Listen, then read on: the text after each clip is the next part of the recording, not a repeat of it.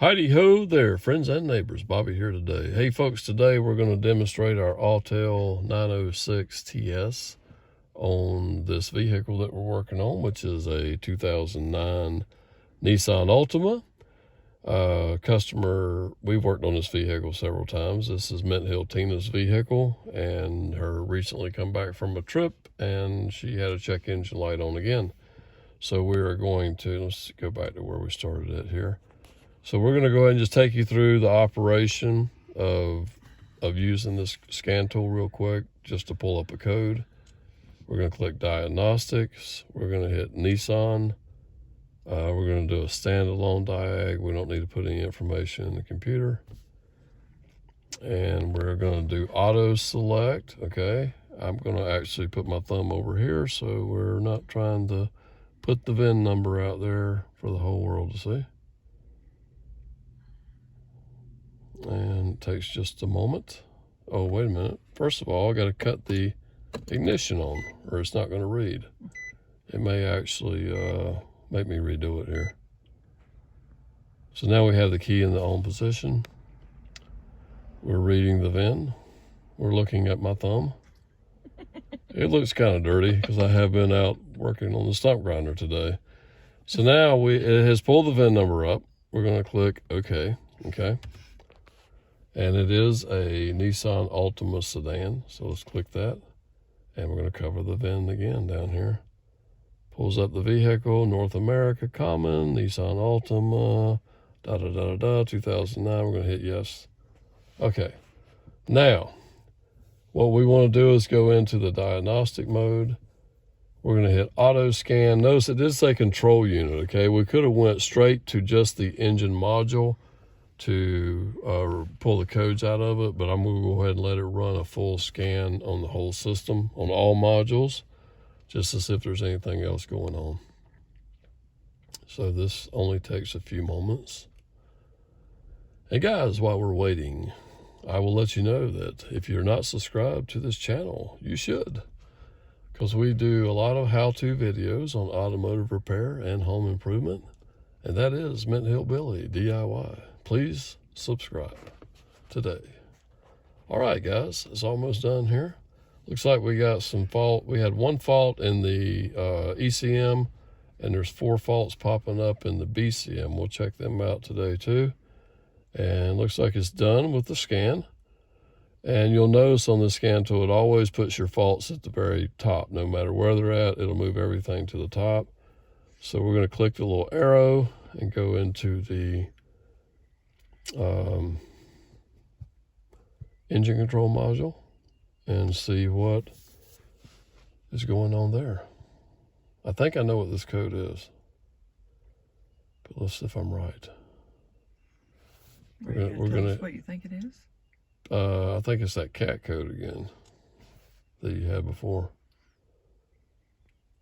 And I am right. It is P0420, which is Bank 1 catalytic converter inefficiency. Okay, guys? That means it doesn't like what it sees between the reading between the pre-O2 sensor and the post-O2 sensor, sensor 1, sensor 2 on that bank. And it is determining that cat is not as efficient as it should be. Okay? Now, typically, on a lot of these cars I've worked on over the years, when they get real bad, they'll actually cause a drivability problem. They will start coming apart inside and getting clogged up. And when you get excessive back pressure in your exhaust system, you will get a bad drivability problem. It'll have no power at all. So anyway, we will probably here in the near future have to put a cat on this car, probably before state inspection this year. And but right now she's not having any drivability problem. Now I want to show you something right here. If you look at the bottom, you can hit freeze frame, and it will show you the data of what the vehicle was doing when it captured that code. Okay, coolant temperature was looks like it was probably that's in Celsius, so that's probably about fully warmed up there, 81 Celsius, I'm thinking. You see your fuel trim, engine speed was was at cruise, you know, like 1,700 RPM. Oh, good Lord, she was flying. What the hell? I was not going 90 miles an hour. Oh, that's right. My bad. It's in kilometers. Okay. Oh, it's Whatever not that going is. 90. I was about to say, I thought it was 90 miles an hour. Anyway, all right. She probably was going that. Probably going faster than that. What is a kilometer? I got to find out now. Let me look on there. Hold on. Really? 90 kilometers is about 60 miles an hour. Okay. You were probably within the law then. Alrighty then. All right, guys. So there's your freeze frame. Tell how fast people were going. All right, let's back out of that. Let's go into body control module. Let's click right here.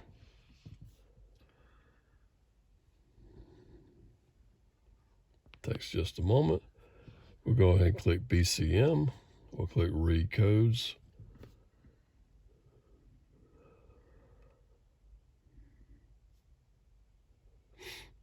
Takes just a moment, folks. Computer's got to do a little thinking. So here's the codes that's actually pulled up, and I actually do not know these off the top of my head, but I'm looking at battery voltage low, right rear. This almost looks like, I know she has TPMS problems with this car. We've actually checked it before where she has two of them that actually do not work. These codes might actually be related to the TPMS sensor. I would system. I would have to Google it to know that for sure, but it's no big deal. We know there's a problem with it, and that's probably what that is. And since we're filming this, we might actually go inside. I might actually Google these in a little bit just to see what they are, just to confirm that. But guys, that's a little tour of how to use the Autel 906 TS. Hopefully we can maybe use this again on some cars and show you some of the other functions that we can do in the future.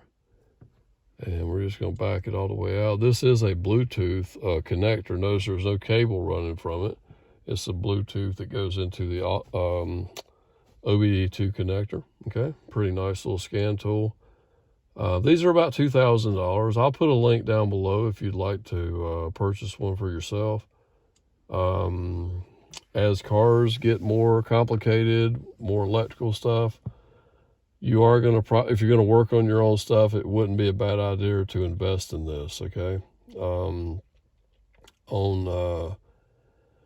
newer cars with electric parking brake systems, you do need some type of scan tool to actually put that vehicle into service mode just so you can change out your rear brake pads, okay? This scan tool will do that on most vehicles, and that's what it's coming to be, guys. So thank you for stopping by and watching the video today. Don't forget to like, comment, and subscribe, and we will see you next time. Take care.